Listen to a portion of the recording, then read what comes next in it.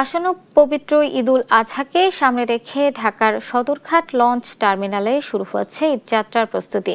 তবে এখনও টার্মিনাল জুড়ে তেমন যাত্রী চাপ দেখা যায়নি। লঞ্চঘাট এলাকায় যাত্রীদের স্বাভাবিক চলাচল থাকলেও ঈদকে কেন্দ্র করে অতিরিক্ত চাপ তৈরি হয়নি। সংশ্লিষ্টরা বলছেন আগামীকাল থেকে চাপ বাড়তে পারে। তবে ঈদের অতিরিক্ত চাপ এড়াতে পরিবারের সঙ্গে ঈদের আনন্দ ভাগাভাগি করতে আগেই যাচ্ছেন কেউ কেউ। এদিকে সকালে ঈদযাত্রায় যে কোনো ধরনের অপ্রীতিকর পরিস্থিতি প্রতিরোধে অতিরিক্ত সদস্য মোতায়েন ও নজরদারি বৃদ্ধি করা হয়েছে বলে জানিয়েছেন বাংলাদেশ কোস্ট গার্ডের মহাপরিচালক রিয়ার অ্যাডমিরাল মোহাম্মদ জিয়াউল হক।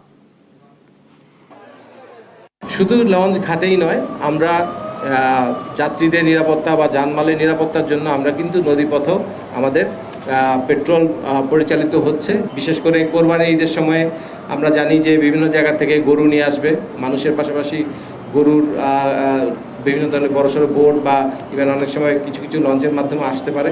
তো এই সমস্ত